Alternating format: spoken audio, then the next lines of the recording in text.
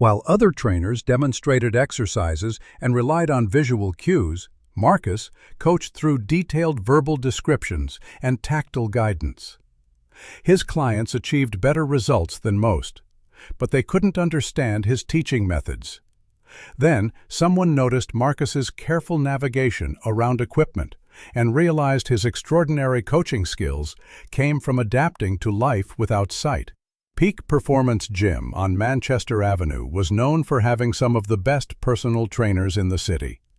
The facility attracted serious athletes, fitness enthusiasts, and people committed to transforming their health through expert guidance and state-of-the-art equipment. Among the trainers, Marcus Williams stood out, not just for his results, but for his unique coaching style that seemed to break every rule of conventional fitness instruction. Marcus had been training clients at Peak Performance for 4 years, and his track record was exceptional. His clients consistently achieved their goals faster than expected, maintained better form than most gym members, and developed a deeper understanding of proper movement mechanics. But what puzzled other trainers and gym members was Marcus's approach to instruction. Unlike his colleagues who demonstrated exercises in front of mirrors, used visual cues to correct form, and relied on clients to watch and copy their movements, Marcus coached entirely through verbal instruction and hands-on guidance. He would describe exercises in extraordinary detail, use tactile adjustments to correct posture, and guide clients through movements by placing his hands on their arms, back, or shoulders to ensure proper positioning. "Feel the weight shift to your heels," Marcus would say during a squat. "Your shoulder blades should pull down and back. Let me adjust that for you. Now, imagine you're sitting back into a chair that's just slightly too far away." His verbal cues were more detailed and specific than any other trainer's, and his ability to detect form problems seemed almost supernatural. He could identify when a client was favoring one side during a deadlift, notice when someone's core wasn't properly engaged during a plank, or recognize tension patterns that indicated poor movement mechanics. Other trainers began to notice Marcus's methods and wondered why he never demonstrated exercises himself. Some assumed he was just very hands-on in his approach. Others thought he might be trying to maintain professional distance by avoiding the physical demonstrations that other trainers used. What none of them realized was that Marcus was legally blind and had developed his extraordinary coaching abilities as adaptations to teaching fitness without the benefit of sight. Marcus had lost most of his vision gradually over several years due to a genetic condition called Stargardt disease, which had damaged the central part of his retinas.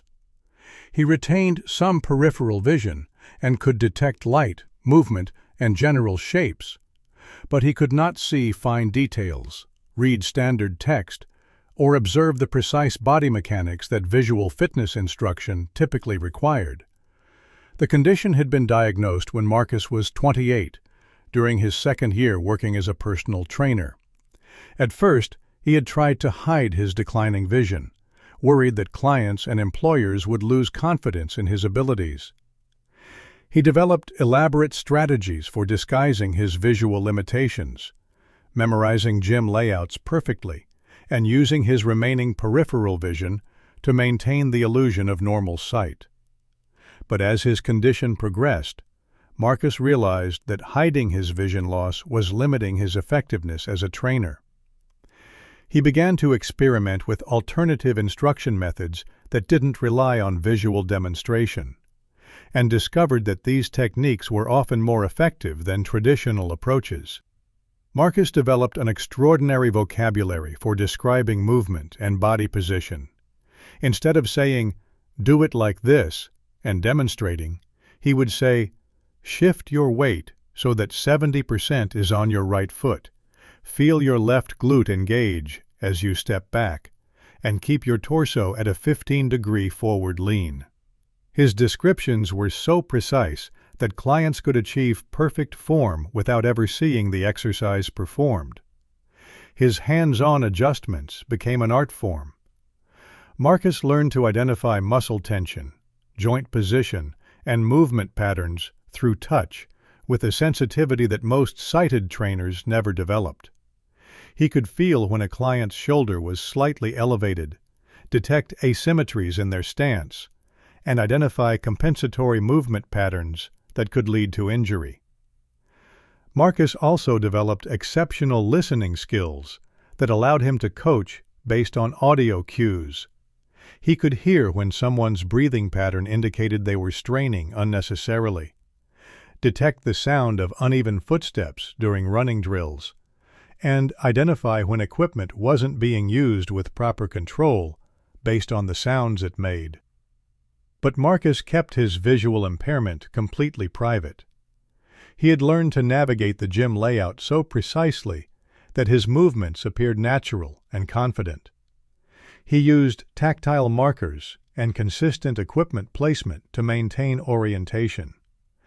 And he timed his training sessions to avoid the busiest periods when navigation would be more challenging. The discovery came through Jessica Chen, a new trainer who had been hired 6 months earlier and was struggling to achieve the same results with her clients that Marcus achieved with his. Jessica had a background in kinesiology and exercise science, but she was impressed by Marcus's ability to create such precise movement corrections using only verbal and tactile cues.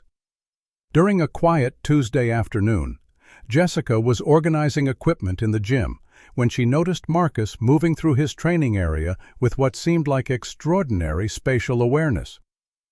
He never bumped into equipment, never had to search for weights or tools, and seemed to know exactly where everything was located without looking. But as Jessica watched more closely, she noticed that Marcus moved differently than other trainers. He kept one hand slightly extended when walking between equipment stations. He used tactile confirmation before picking up weights, and he positioned himself very deliberately in relation to clients and machines.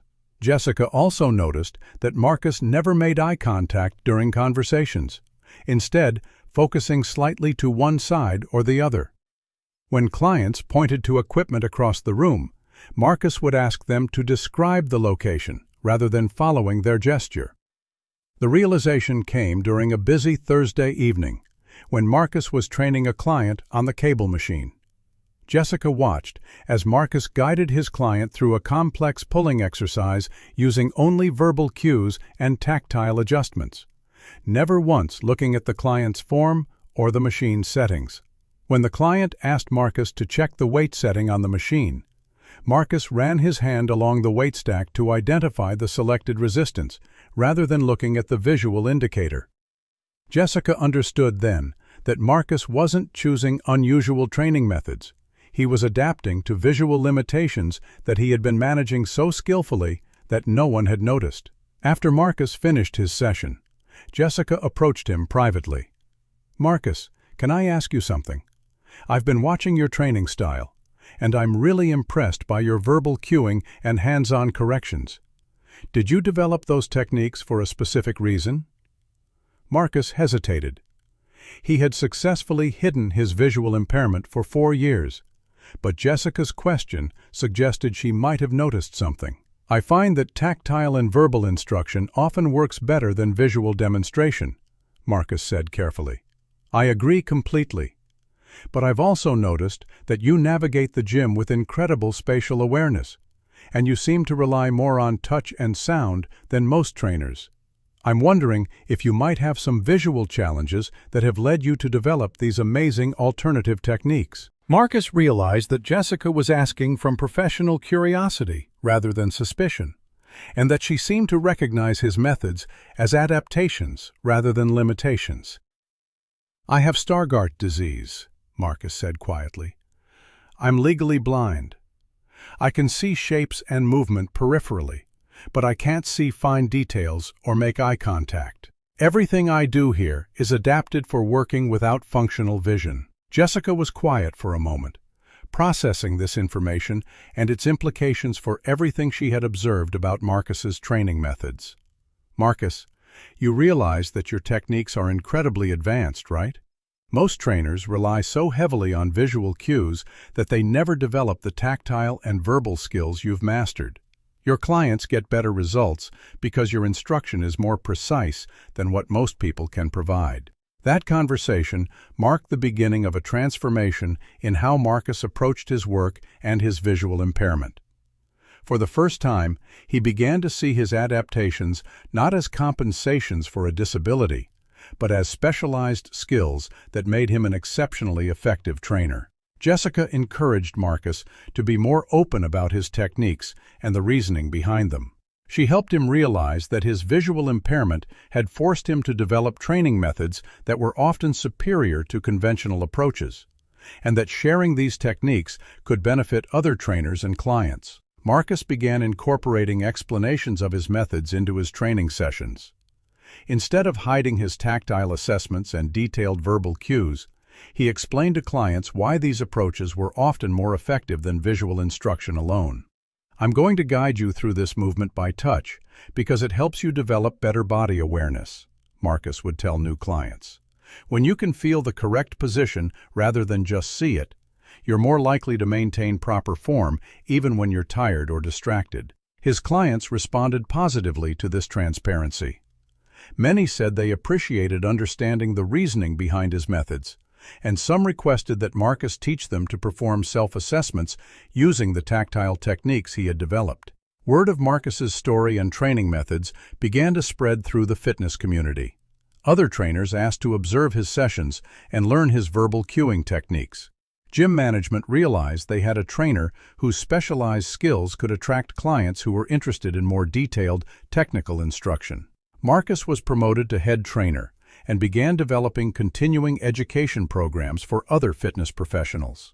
His workshops on non-visual training techniques attracted trainers from across the region who wanted to learn methods that didn't rely entirely on visual demonstration. But perhaps most importantly, Marcus became an advocate for accessibility in fitness environments. He worked with gym management to develop policies that would support trainers and clients with visual impairments, and he consulted with other fitness facilities on creating inclusive programs. Marcus also began training other visually impaired individuals who wanted to enter the fitness profession. His success demonstrated that visual impairment didn't disqualify someone from becoming an excellent trainer. It just required different approaches and adaptations. Today, Marcus continues working at Peak Performance Gym, where he is recognized as one of the most skilled trainers in the city.